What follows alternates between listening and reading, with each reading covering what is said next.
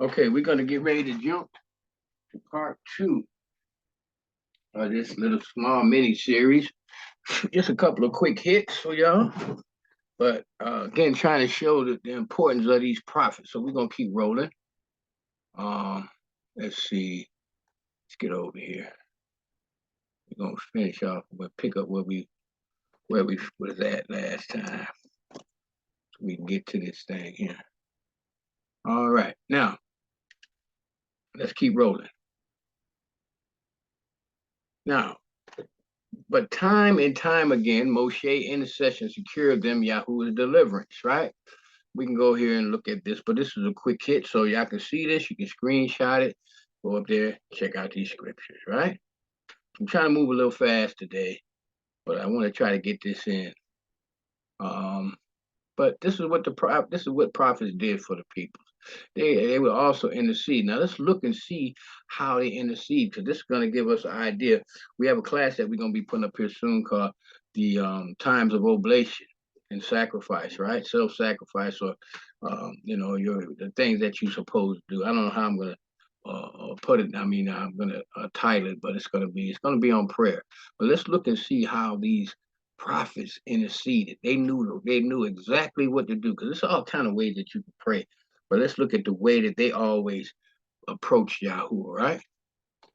I lay prostrate before Yahuwah for these 40 days and 40 nights, because Yahuwah has said he would destroy you. He pleads, as he says to Yahuwah, forgive their sins, and if not, blot me out, I pray thee out of thy book, right? So what does it mean that he lay prostrate? It means to fall down. He fell down, Nepal, to lie prostrate oneself. This is, I mean, if you really want to answer, look at David when he did his evil, and then y'all said he gonna take the child. That brother laid, he got this. What did he do? He got prostate, just like this. See, it's like this, and then we crying out to him, prostate. All right. Numbers 20 and 6. Then Moses and Aaron came in from the presence of the assembly to the doorway of the tent of meeting and fell on their faces. Then the glory of Yahweh appeared to them. See, it's something about this when you all the way prostrate down, because it just shows submission. Genesis 17 and 3. Abraham fell on his face, and Elohim talked with him. Then Joshua tore his clothes and fell to the earth on his face before the ark of Yahweh until the evening. Both he and the elders of Israel, and they put dust on their heads. Okay. Ezekiel 9 and 8, as they were striking the people and I alone was left, I fell on my face and cried out, saying, Alas, Yahuwah Elohim, are you destroying the whole remnant of Israel by pouring out your wrath on Jerusalem? See that when they really wanted to answer, they got prostrate. 1 Samuel 5 and 3. Now check this out. Even he make the other elves bow down to him.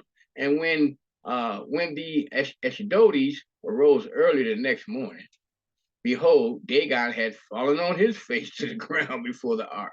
Yahuwah, so they took Dagon and set him in his place again.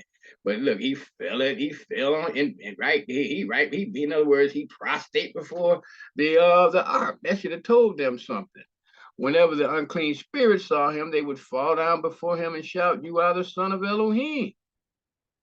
Revelation 7 and 11, and all the messengers were standing around the throne and around the elders and the four living creatures, and they fell on their faces before the throne and worshiped Elohim.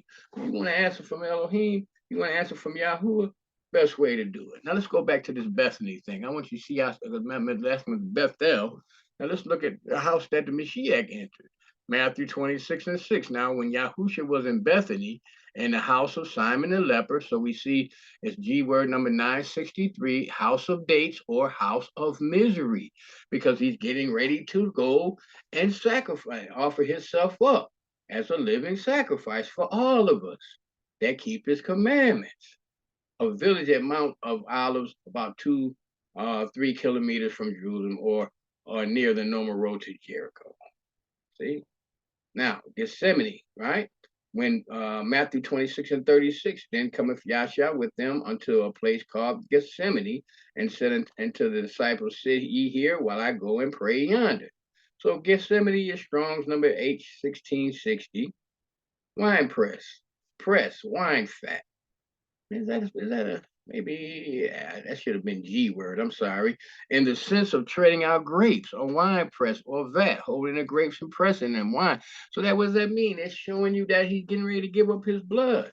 Because we're gonna see this treading the grapes in the wine press. We saw that the last in part 6. Then Yah says Yahshua unto them, all you shall be offended because of me this night, for it is written, I will smite the shepherd, and the sheep of the flock shall be scattered abroad.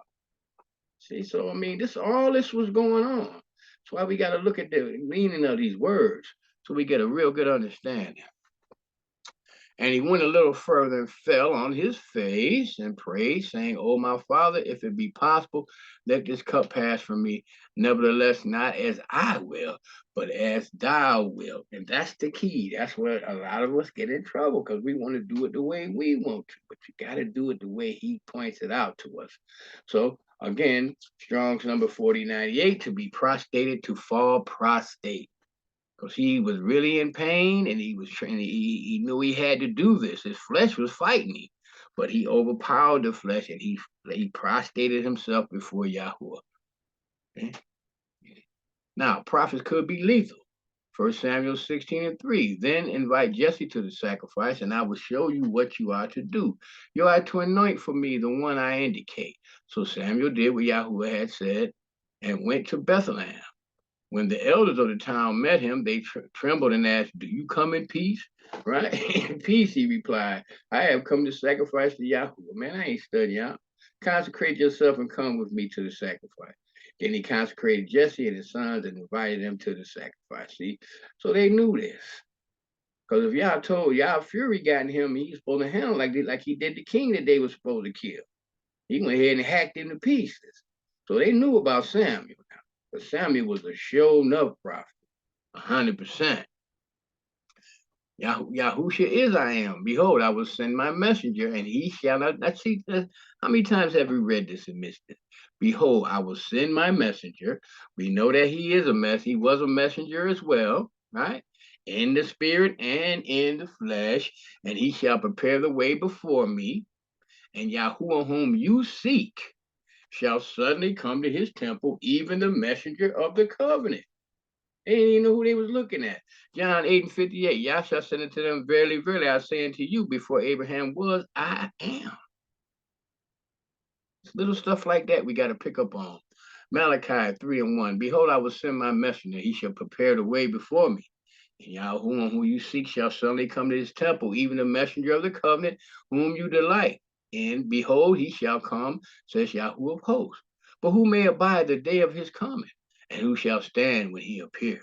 For he is like a refiner's fire and like full of soap, because he's gonna burn up and make everything that ain't right. It ain't gonna be. It's gonna be. He gonna make it pure, and he gonna clean it up. And he shall sit as a refiner and purifier of silver, and he shall purify the sons of Levi and purge them as gold and silver, that they may offer to Yahuwah an offering in righteousness. Then shall the offering of Judah and Jerusalem be pleasant unto Yahuwah, as in the days of old, and as in former years. And I will come near to you to judgment. I will be a swift witness against the sorcerers and against the adulterers and against false swearers and against those that oppress the hireling and his wages. You got to go on strike to get it done. It's crazy. The widow and the father, they don't care about nothing. I was just looking at something this morning. They have medicine of $1.2 million. It's just sad. And that turn aside the stranger from his right and fear not me, says Yahuwah. For I am Yahuwah, I change not. Therefore, you sons of Jacob are not consumed. Even from the days of your fathers, you are gone away from mine ordinances and have not kept them. Return unto me, and I will return unto you, says Yahuwah of hosts. But you said, where shall we return? Will a man rob Elohim? Yet have you robbed me. But you say, wherein have we robbed thee? In tithes and offerings. You are cursed with a curse, for you have robbed me, even this whole nation. So, but we see that in times past. We've heard different pastors. That's why you got to put your tithes. They never read the rest of this. They just hit you with the tithes and offerings. Again, that's a false prophet. You should be getting away from him. Now let's look at John, the greatest prophet. And they departed. And that says a lot if the Mashiach says that he was the greatest. Because he was a prophet, right? As they departed, Yahshua began to say to the multitude concerning John, what did you go out into the wilderness to see? A reed shaken by the wind? But what did you go out to see? A man clothed in soft garments, like in rich clothing, silks and all this type of stuff, purple silks, indeed. Those who wear soft clothing are in kings' houses. But what did you go out to see? A prophet. Yes, I say to you, and more than a prophet. For this is he of whom it is written, behold, I send my messenger before your face. Who will prepare your way before you? Or surely I say to you, among those born of woman, there has not risen one greater than John the Baptist. But he who is least in the kingdom of heaven is greater than he. Because guess what? You in the kingdom. Yes, sir. Zacharias, he prophesied, and his father Zacharias was filled with the Ruach HaKodesh and prophesied, saying, "Blessed be Yahuah Elohim of Israel, for he hath visited and redeemed his people. He has raised up a horn of salvation." We saw that laid before for us in the house of his servant David, as he spake by the mouth of his holy prophets. They all keep telling you the same thing, which have been since the world began, that we should be saved from our enemies, that we waiting on that, and from the hand of all that hate us, to perform the mercy promised to our fathers and to remember his holy covenant. See, it's always gonna be, here's the New Testament, they still send you back to the Ten Commandments, the oath which he swore to our fathers Abraham, that he would grant it to us that we being delivered out of the hand of our enemies might serve him without fear, in holiness and righteousness before him all the days of our life. And thou, child, shalt be called the prophet of the highest, for thou shalt go before the face of Yahuah to prepare his way. Before the face of Yahuah to prepare his ways, to give knowledge of salvation unto his people by the remission of their transgression or their lawlessness, through the tender mercy of our Elohim, whereby the day spring from on high has visited us, to give light to them that sit in darkness and in the shadow of death, to guide our feet into the way of peace. You got to have the prophets for this, to understand this. And the child grew and waxed strong in spirit and was in the deserts till the day of his showing unto Israel. See, now he out in the desert, getting his mind together, the spirit dealing with this brother, teaching him, showing him, giving him all this information until the day of his showing to Israel, when it was time to come out and start saying, repent. Because he had answers for everything, because he was full of the Spirit. Deuteronomy 18:19-14, when you are coming to a land which Yahuah your Elohim gives you, you shall not learn to do after the abomination of those nations. There shall not be found among you anyone that makes his son or his daughter to pass through the fire, or that uses divination, or an observer of times, or an enchanter, or a witch, or a charmer, or a consulter with familiar spirits, or a wizard, or a necromancer. For all that do these things are an abomination unto Yahuah. And because of these abominations, Yahuah your Elohim does drive them out from before you. You shall be perfect. Excuse me, hold on 1 second.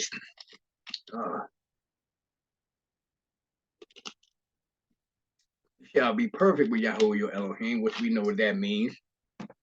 Right? It means to be upright. For these nations which you shall possess, hearken unto observers of times and to diviners.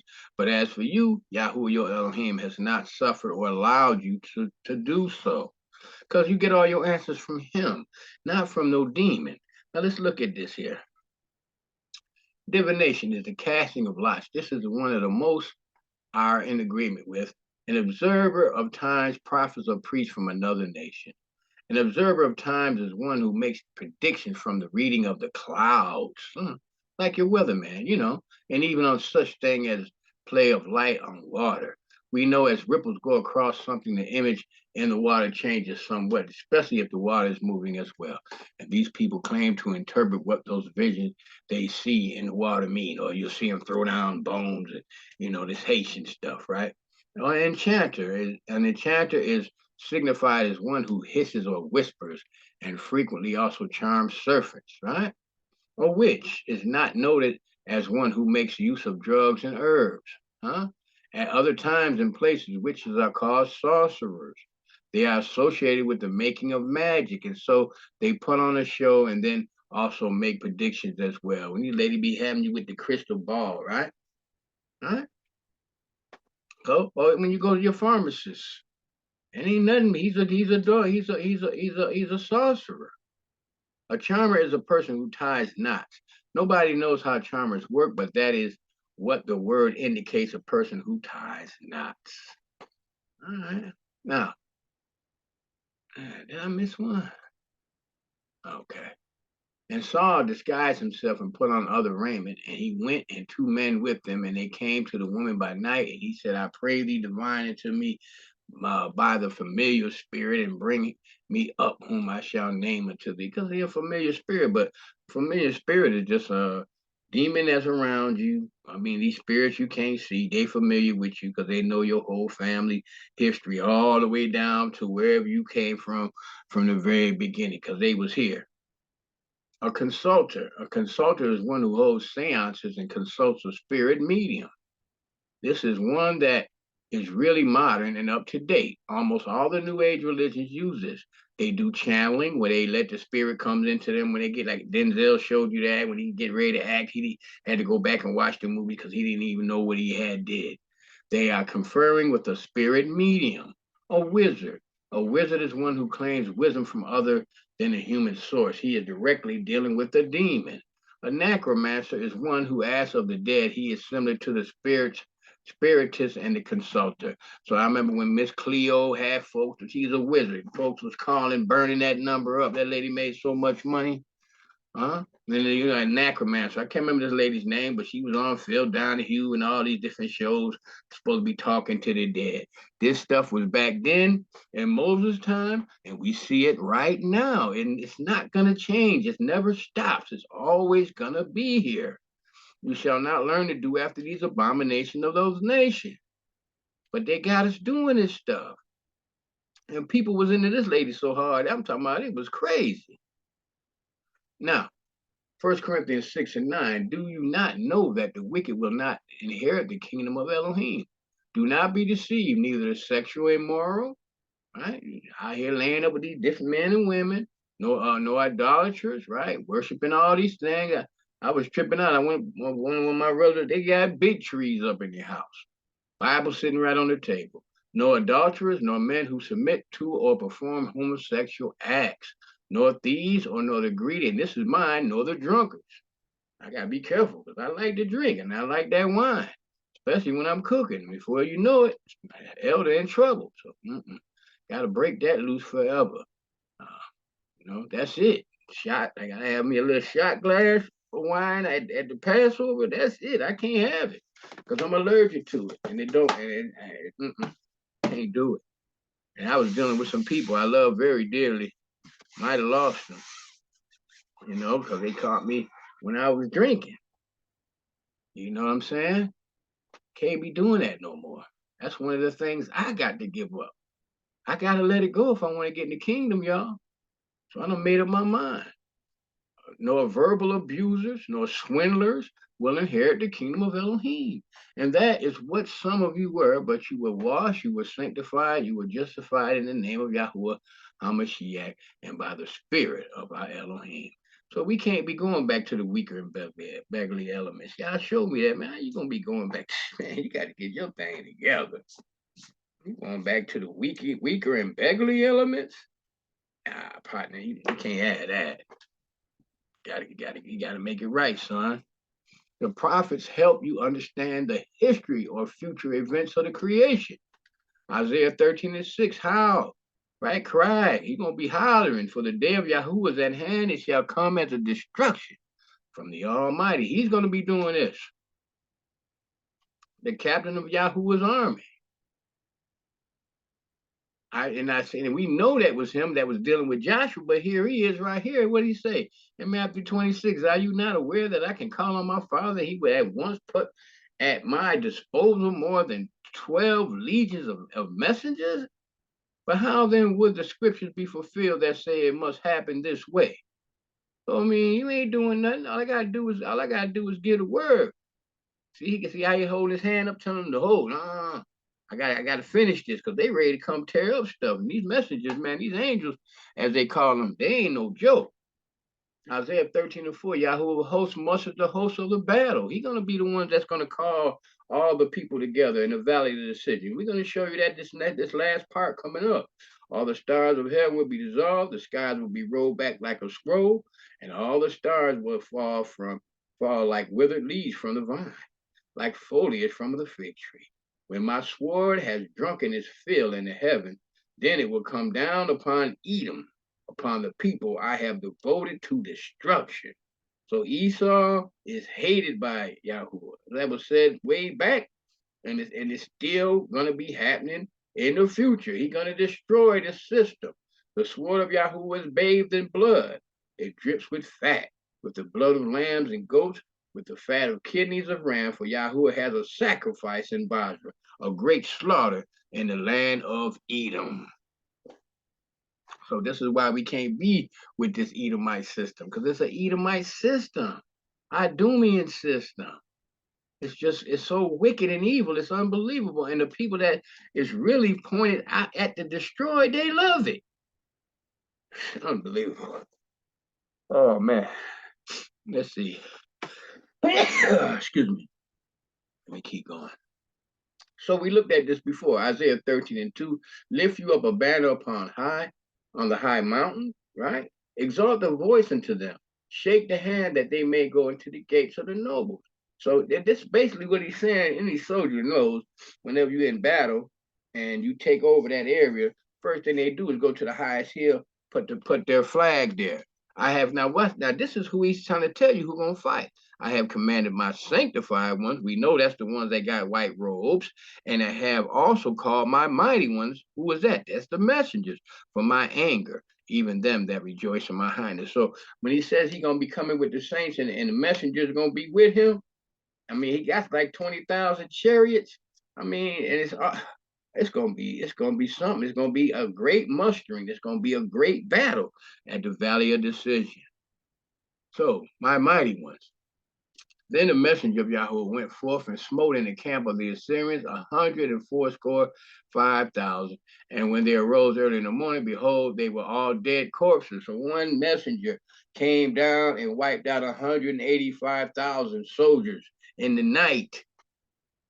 So this one of them can do this. Psalm 68:17, the chariots of Elohim are 20,000, even thousands of messengers. Yahuah is among them. What? And as in Sinai in the holy place. And we know that the Mashiach he's part of the Elohim, Yahuah Elohim, Yahuah of Sabaoth. Bless Yahuah, you his angels or messengers that excel in strength and do his commandments. So even they do his commandments, but they excel in strength. They're very powerful, hearkening to the voice of his word. So everything want to keep the commandments, but this man, you ain't got to do that. It just don't make no sense. Everything, all creation, everything, even the messengers obey him, keep his commandments, but you ain't got to do that. Man, ask yourself, man, how does that sound? Isaiah 13:4, the noise of the multitude in the mountains, like as a great people, a tumultuous noise of the kingdoms of nations gathered together. Yahuah of hosts musters the host of the battle. It's gonna be a big throwdown. They come from a far country, from the end of heaven, even Yahuah and the weapons of his indignation, to destroy the whole land. For Yahuah will have mercy on Jacob and will yet choose Israel and set them in their own land, and the strangers shall be joined with them, and they shall cleave to the house of Jacob. So he ain't leaving nobody out. You just got to do what he just got to do his will, period. And we showed you that from the very beginning. The prophet Mashiach told you straight up how to do this. From the uttermost part of the earth have we heard songs, even glory to the righteous. But I said, my leanness, woe unto me. The treacherous dealers have dealt treacherously. Yea, the treacherous dealers have dealt very treacherously. Fear and the pit and the snare are upon thee, O inhabitant of the earth. So you can come with all your elaborate, because they're going to be out there with all these elaborate weapons and all these things. Still, it is not going to be able to help them. And it shall come to pass in that day that Yahuah shall punish the hosts of the high ones that are on high, and the kings of the earth upon the earth. Then the moon shall be confounded, and here we go, the sun to shame, when Yahuah of hosts shall reign in Mount Zion and in Jerusalem before his ancients gloriously. So again, they telling you the same thing the prophet Mashiach told you. Same thing. Same. And they shall be gathered together as prisoners are gathered in the pit, and shall be shut up in prison. And after many days they shall be visited. So we know what the pit is. Psalms 149 and 6. Let the high praises of Elohim be in their mouth and a two-edged sword in their hand. That's how we coming. We coming to fight too. To execute vengeance upon the heathen and punishment upon the people. To bind their kings with chains and their nobles with fetters of iron. To execute upon them the judgment written. So it cannot be changed. It's written, but you ain't going to know that if you don't go back to where it's written. And that's the prophets. The honor have all his saints. Praise Yahuah. Those saints, you're going to be getting ready to throw down too. And all these people that you looked up to, he going to chain them up. And it shall come to pass that he who fleeth from the noise of the fear shall fall into the pit. He that cometh up out of the midst of the pit shall be taken in the snare. For the windows from on high are open, and the windows from on high are open. Foundation of earth do shake. So it don't matter. You can't run from this. You come out of the pit like them spirits that he gonna go ahead and snare them. The earth is utterly broken down. The earth is clean dissolved. The earth is moved exceedingly. Then we say that the messenger was gonna come and put heat on this place and clean it up. He's gonna get all the dross out of it and make everything pure. The earth shall reel to and fro like a drunkard, and shall be removed like a cottage. And the transgression thereof shall be heavy upon it, and it shall fall and not rise again. Ooh-wee. Now, Zephaniah 1 and 14, the great day of Yahuah is near and hastening fast. It's coming fast. That's why we say we got to get ourselves together 100% and hold on. Just ride that horse, man. Hold on to it. The sound of the day of Yahuah is bitter. A mighty man cried for loud there. A day of wrath is that day, a day of distress and anguish, a day of ruin and devastation, a day of darkness and gloom, a day of clouds and thick darkness, a day of trumpet blast and battle cry against the fortified cities and against the lofty battlements. So all these beautiful weapons they come, everything, all these Star Wars, I don't know what they got now, all these different things they putting together, this stuff for the Mashiach. They want to meet him because they hate him.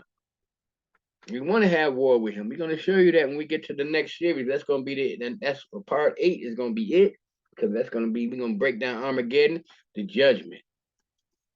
I will bring distress on mankind so that they shall walk like the blind, because they have sinned against Yahuah. They refuse to keep his commandments. Their blood shall be poured out like dust, and their flesh like dung. Neither their silver nor their gold shall be able to deliver them on the day of the wrath of Yahuah, and the fire of his jealousy. All the earth shall be consumed. For a full and sudden end he will make of all the inhabitants of the earth. It's going to be full and it's going to be sudden. Ain't nobody going to be out here scrapping all day. We're going to show you that. He gonna speak a word. That day is the day of Yahuah Elohim of hosts. It's in Jeremiah, a day of vengeance, to avenge himself on his foes. The sword shall devour and be sated, and drink his fill of their blood. For Yahuah Elohim of hosts holds a sacrifice in the north country by the river Euphrates. See, each one of these, we seen that Edom was going to be involved in this, right? But all of his troops, because he's going to have them marching down through Euphrates. And by the way, Euphrates is drying up right now for some of y'all that don't know. But this is where this is a great sacrifice. Then later on, we're going to see, he's going to tell the birds to come to the feast. Eat all these bodies that we just got done killing. The word of Yahuah came to me, son of man, prophesy and say, thus says Yahuah Elohim, well, alas, for the day is near. The day of Yahuah is near. It will be a day of clouds, a time of doom for the nations. All these prophets is warning you. Joel 3 and 12, let the nations stir themselves up and come up to the valley of Jehoshaphat. For there I will sit to judge, and all the surrounding nations put in the sickle. We just read that in Revelation, right? 2 weeks ago, for the harvest is ripe. Go in, tread the wine press is full. Boom. We just went through that with the Mashiach. It's getting ready to be some blood spill. The vast is going to overflow with it. For the evil is great. Multitudes, multitudes in the valley of decision. For the day of Yahuah is near in the valley of decision. The sun and the moon are dark. Here we go again. And the stars withdraw their shining. Yahuah roars from Zion, right? And utters his voice from Jerusalem. And the heavens and the earthquake. But Yahuah is a refuge to his people, a stronghold to the people of Israel. That's the only way you're gonna be able to escape. And it's by keeping the commandments and walking in them, staying upright, no matter and coming and looking at yourself for who and what you really are and fixing it while you still got breath in you. That's what y'all showed me I got to do. So this is very important. This is a very important class. Woe to you who desire the day of Yah. So we ain't even supposed to be wanting this day to come. We ain't supposed to look forward to this. I remember when I first got in this thing, I was talking about, I can't take this, but I'll be glad when y'all come and do this. Like, hold on, young man, you shouldn't be thinking that way. I'm like, what? Boom, shot me right here. And I said, wow. So this is going to be so terrible. We're going to show you why would you have the day of Yahuah? It is darkness and not light, as if a man fled from a lion. So man, you come in the house and there's a lion in there, and a bear met him. Or went to anybody seen the Revenant? You remember that bear grabbed that boy when he got too close to that cub, or went into the house and leaned his hand against the wall, and a serpent bit him. So he ain't safe nowhere.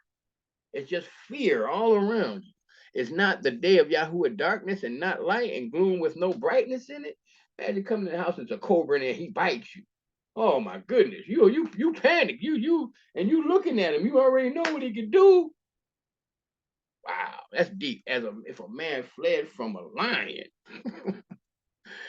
why would Yahuah punish the world?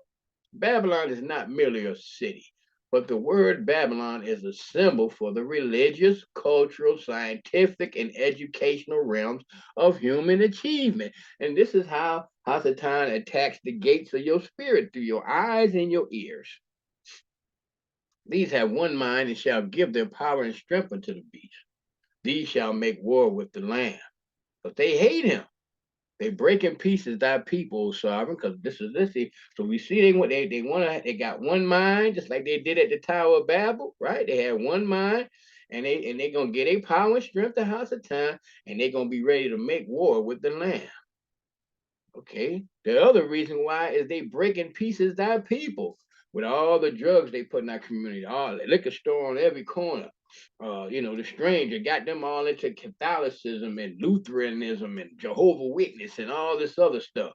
They steady giving us bad medicine, treating us bad with school, giving us miseducation, just flooding our minds with with wealth and all these things. Why people can't even concentrate because all they're thinking about is getting money, not realizing that it's almost all going to be over anyway.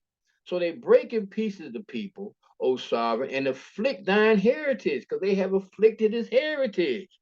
They slay the widow and the stranger and murder the fatherless. They have no mercy. That's why he ain't going to have no mercy. And he opened his mouth in blasphemy against Elohim to blaspheme his name and his tabernacle and them that dwell in the Shamayim. And that's the main reason, because he blasphemed the name. That's powerful.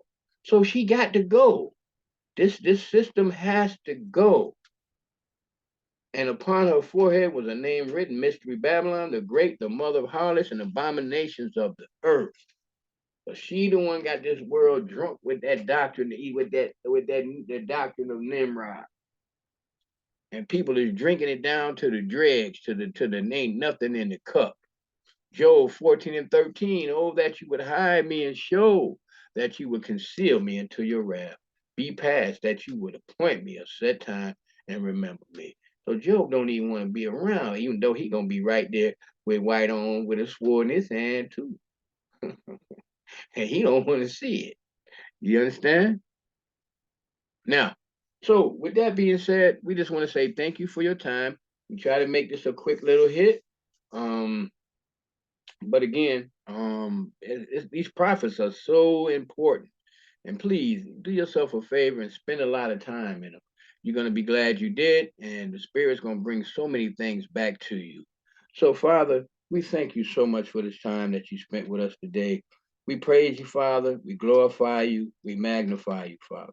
Always asking for mercy, asking you to be kind to your servants, Father, asking you to help us with our affliction and give us the right mind. And Father, help us, Father, so that we can be honest with ourselves and really look at ourselves and get ourselves together so that, so Father, so that way we can see everything that you got laid out for us, Father. So that way we can see the room that you got set apart in your mansion for us, Father. This is what we want. This is what we need. We ask that you help us, Father, to be able to pray better for others, to help them. We ask you, Father, that you will give us the strength so we can fast for others, to heal them, Father, and so that they will open their eyes and see what's going on. And for the affliction of those that's homeless right now, for the affliction of those the orphans and these old people that's out here struggling, Father. Give us the strength to fast for them so that they can be lifted up, Father, and so that you can remember them. And we ask these things, Father, all things, and all thoughts. In Yahushua HaMashiach's name we pray. Hallelujah. All right, y'all. That's going to be about it right there. I'm hoping y'all enjoyed that. So thank you for your time. Shalom.